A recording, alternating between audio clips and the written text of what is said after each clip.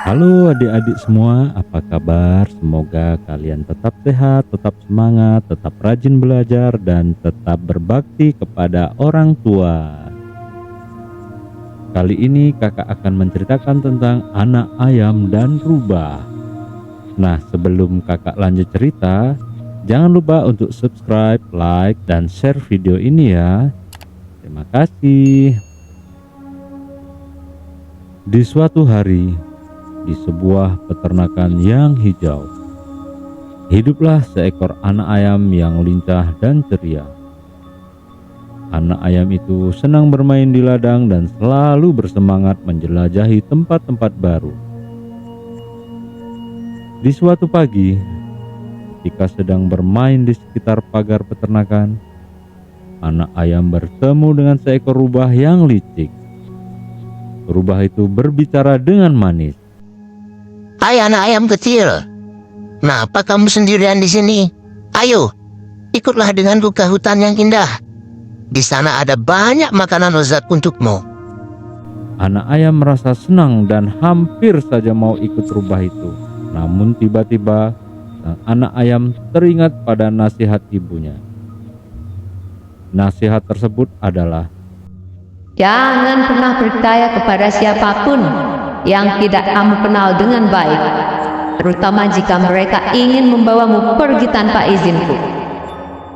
dengan bijaksana, anak ayam menjawab, Terima kasih, tapi saya harus bertanya dulu kepada ibu saya.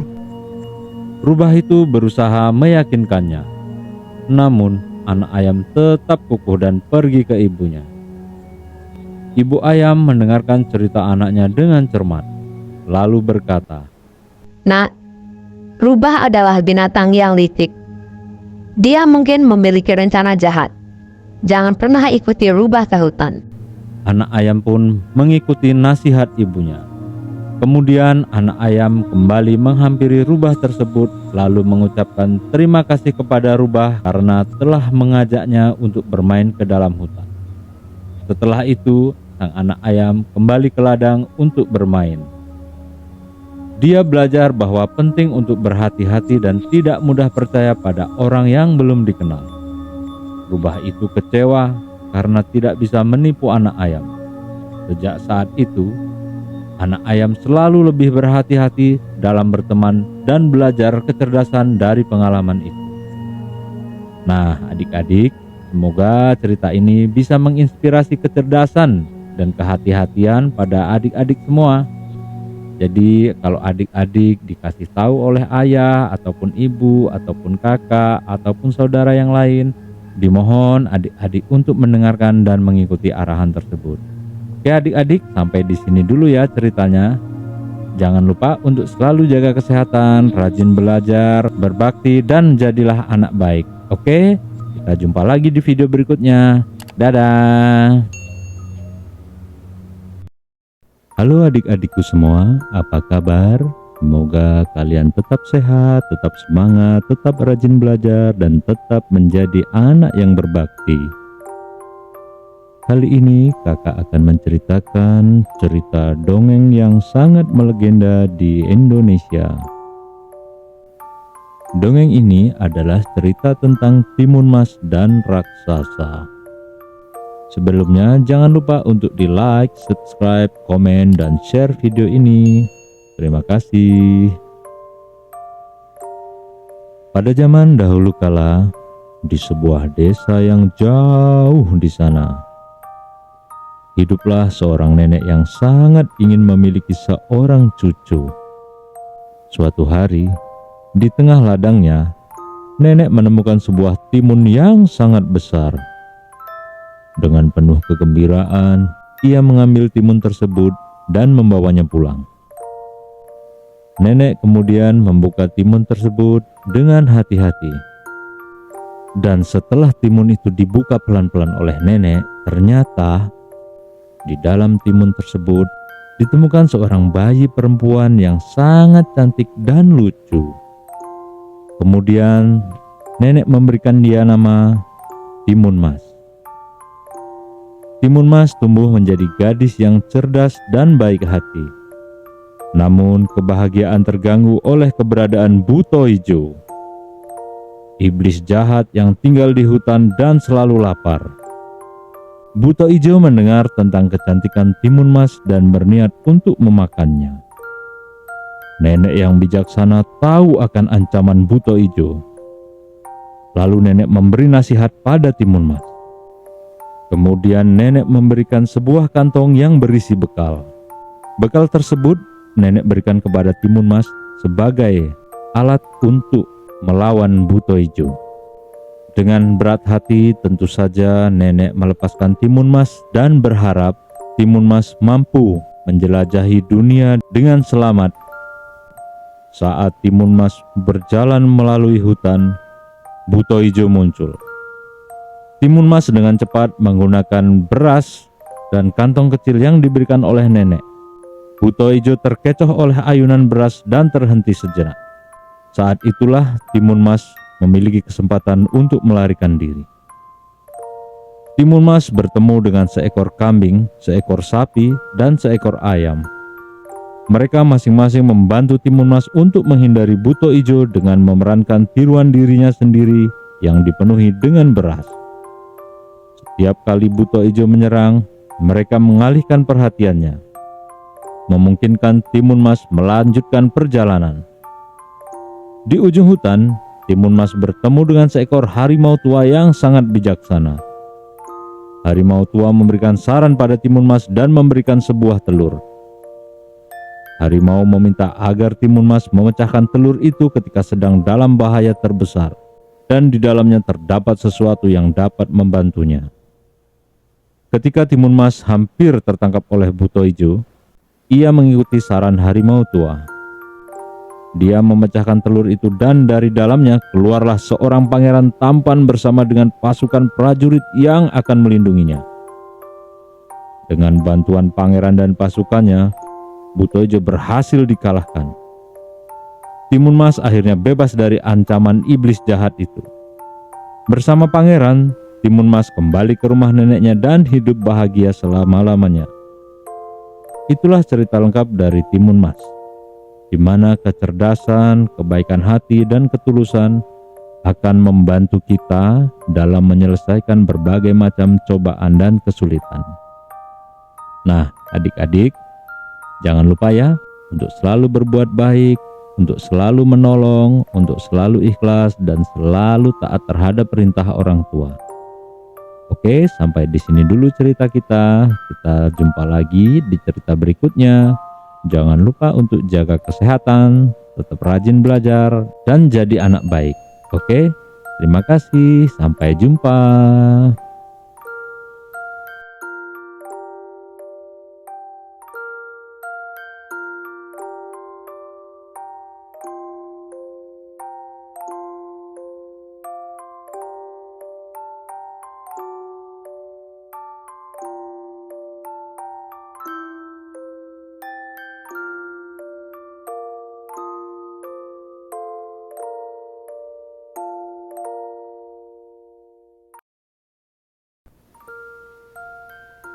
Halo adik-adik, apa kabar?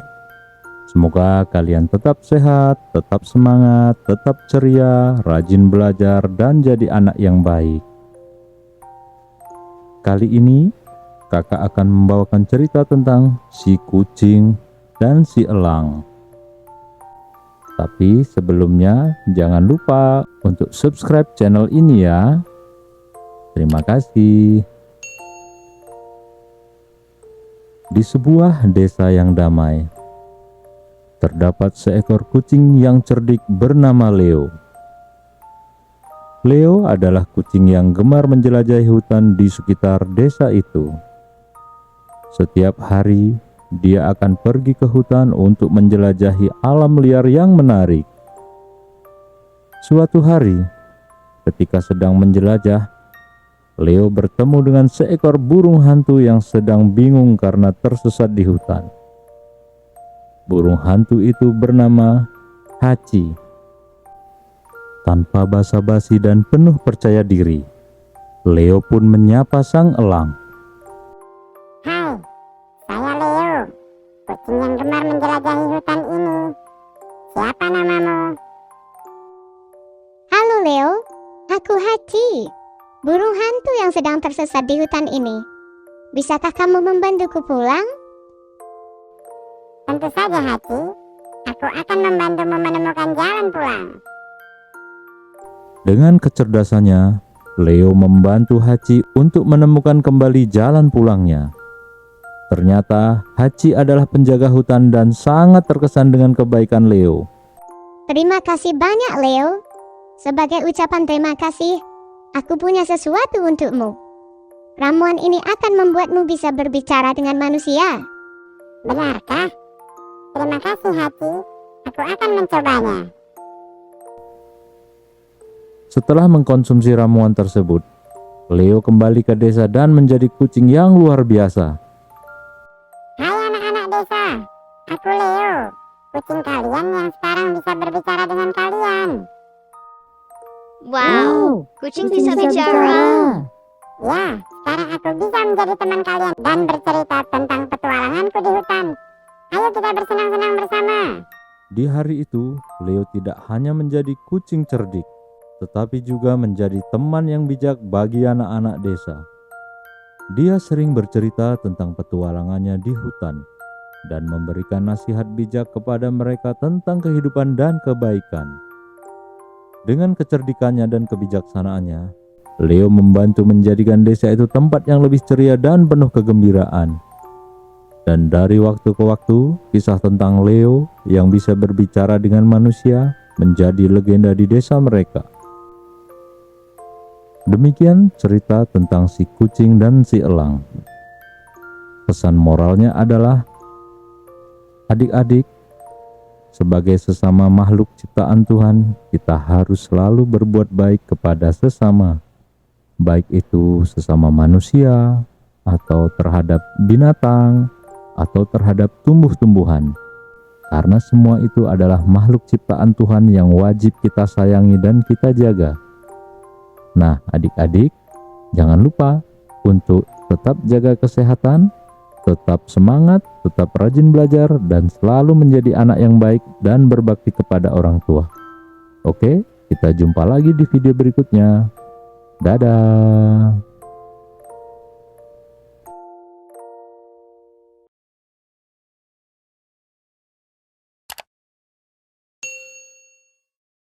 Halo adik-adik, apa kabar semuanya?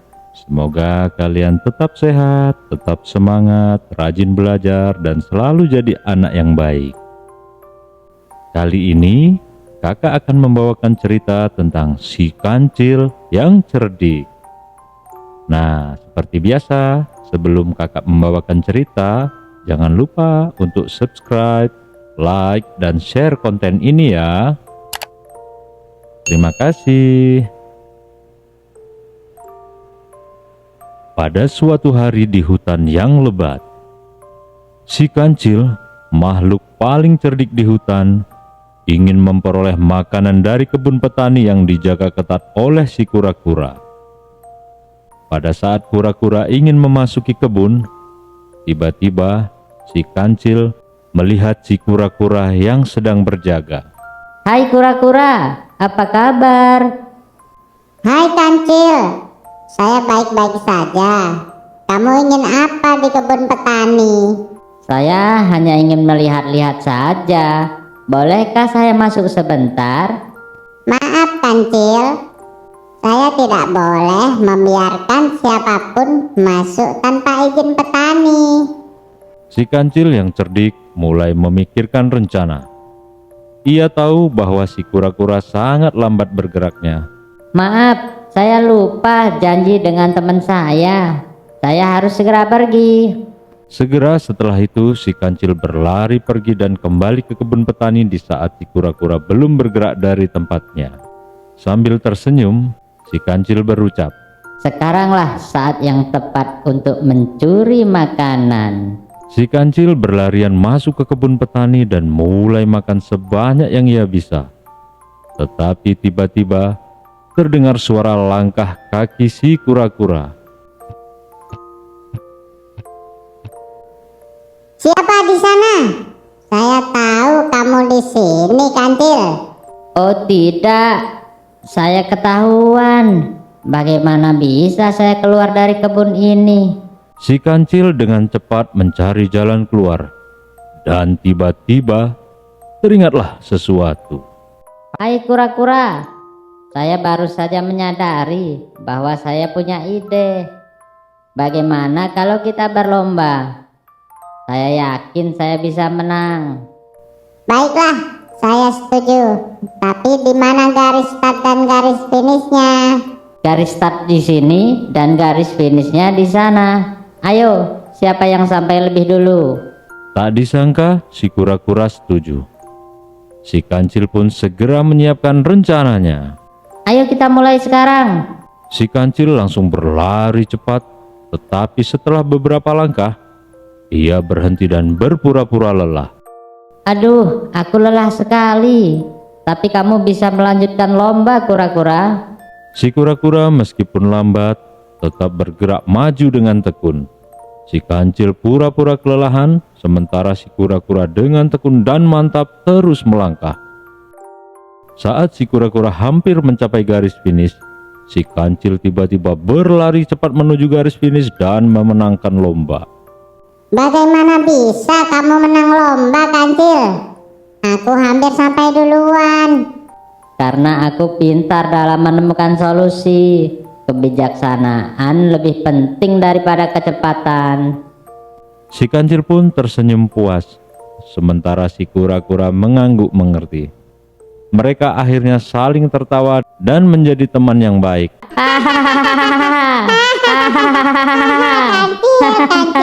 Kura-kura, kura-kura.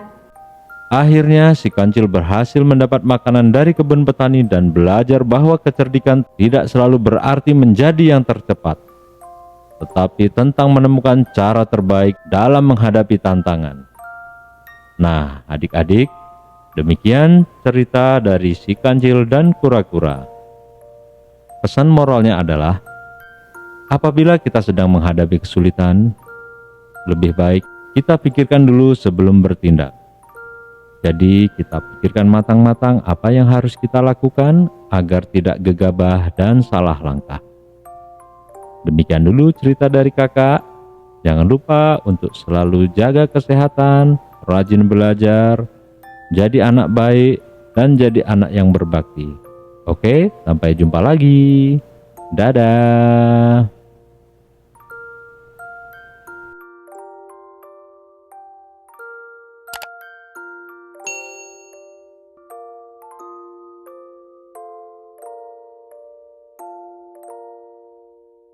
Halo adik-adik, apa kabar? Semoga kalian tetap sehat, tetap semangat, tetap rajin belajar, dan selalu jadi anak yang berbakti. Sebelum kakak membawakan cerita ini, jangan lupa ya untuk subscribe, like, dan share video ini. Terima kasih. Kali ini kakak akan membawakan cerita tentang si kerbau dan petani. Pada suatu hari di sebuah desa yang jauh di pedalaman, hiduplah seorang petani yang memiliki seekor kerbau yang sangat berharga baginya. Kerbau itu sangat kuat dan rajin membantu sang petani dalam mengerjakan sawahnya. Kerbau tersebut bernama Bono. Hai Bono, hari ini kita harus menyelesaikan pengerjaan di sawah. Ayo, mulai bekerja.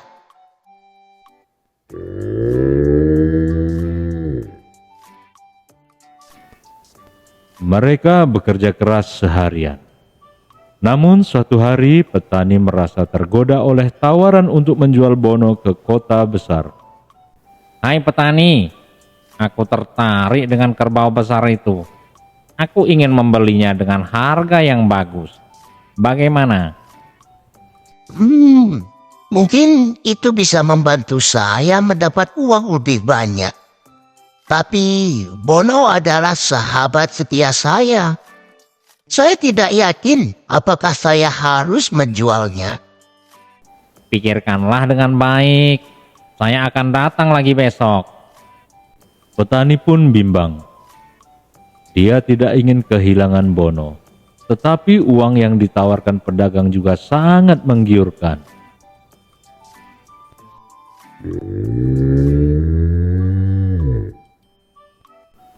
Si Bono menghampiri sang petani dengan lembut. Ah, Bono, aku bimbang. Aku butuh uang, tetapi juga tidak ingin kehilanganmu.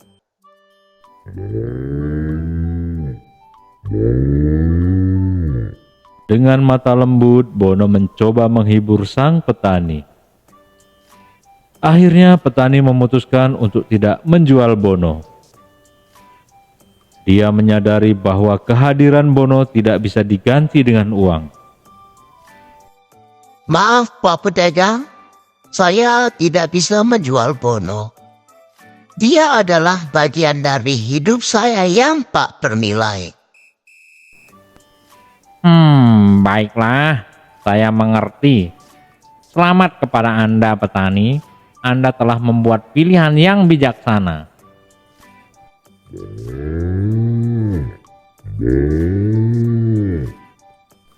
Dengan bahagia, Bono melompat-lompat di ladang mendengar Pak Tani tidak jadi menjual Bono.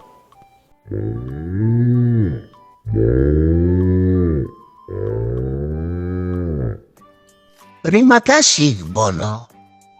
Kita akan tetap bekerja bersama seperti biasa. Demikian adik-adik, cerita tentang si kerbau dan petani. Pesan moral dari cerita ini adalah tentang nilai persahabatan dan kesetiaan yang tak ternilai harganya. Nah, adik-adik, sampai di sini dulu ya ceritanya.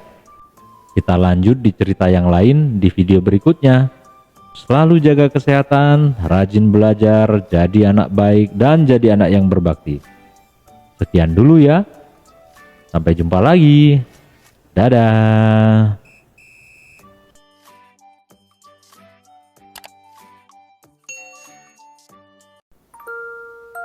Halo adik-adik, apa kabar? Semoga kalian tetap sehat, tetap semangat, rajin belajar, jadi anak yang baik, dan jadi anak yang berbakti. Sebelum kakak mulai bercerita, jangan lupa untuk subscribe, like, dan share video ini ya. Terima kasih. Kali ini kakak akan membawakan cerita tentang Pangeran Kodok. Suatu hari, di kerajaan yang jauh di sana, hiduplah seorang pangeran tampan bernama Raja Aditya. Ia dikenal karena sikapnya yang sombong dan angkuh terhadap rakyatnya. Pada suatu malam, seorang penyihir tua yang marah dengan sikap pangeran itu melemparkan mantra kepadanya. Mantra tersebut mengubah sang pangeran menjadi seekor kodok.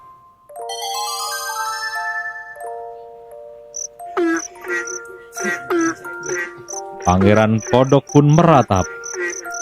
Oh, Kencana? Kencana? Apakah yang sedang terjadi padaku? Aku menjadi kodok? Kencana? Pangeran Kodok yang malang itu merasa putus asa, tetapi kemudian bertemu dengan seorang putri yang baik hati bernama Putri Amanda. Apa yang terjadi padamu, kodok kecil? Saya sebenarnya seorang pangeran yang terkena mantra jahat dan berubah menjadi kodok. Aku akan membantumu. Jika kau bisa mendapatkan ciuman dari seorang yang benar-benar mencintaimu, mantra itu akan terhapus. Pangeran Kodok pun pergi berkelana, berusaha menemukan cinta sejatinya. Setelah berbagai petualangan, akhirnya ia kembali ke istana. Bagaimana pencarianmu, pangeran? Aku telah belajar banyak tentang rendah hati dan kebaikan. Tetapi sekarang aku sadar, cinta sejati ada di sini, di dekatku, bersamamu. Putri Amanda dengan penuh kasih mencium kodok kecil itu, dan mantra itu pun tiba-tiba menghilang. Pangeran pun kembali menjadi dirinya yang sebenarnya. Terima kasih, wahai Putri Amanda. Kau telah mengajarkan aku arti sejati dari cinta dan kebaikan. Mereka pun hidup bahagia selamanya. Belajar dari pengalaman mereka dan menjaga rendah hati serta kebaikan di hati masing-masing. Nah, adik-adik, semoga cerita ini mampu memberikan inspirasi untuk kita semua agar belajar menjadi orang yang santun, rendah hati, sopan, menghargai, dan berbakti. Nah, demikian adik-adik cerita dari kakak. Kita sambung lagi di video berikutnya. Jangan lupa untuk selalu jaga kesehatan, rajin belajar, jadi anak baik, dan jadi anak yang berbakti. Oke, jumpa lagi. Dadah.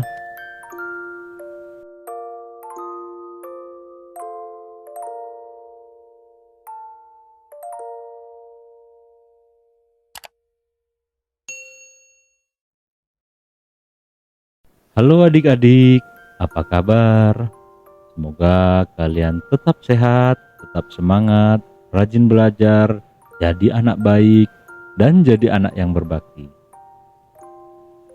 Sebelum kakak membawakan cerita ini, jangan lupa untuk subscribe, like, dan share video ini ya. Terima kasih. Kali ini kakak akan membawakan cerita yang berjudul Penyihir Agatha dan Pohon Ajaib. Di sebuah desa terpencil, hiduplah seorang penyihir hebat bernama Agatha. Agatha dikenal karena kebaikan hatinya dan kemampuannya dalam sihir yang kuat. Dia tinggal sendirian di rumah kecil di tepi hutan yang ajaib. Suatu hari, desa itu mengalami musim kemarau yang panjang. Tanaman layu, sungai kering, dan kekeringan melanda di seluruh pelosok negeri.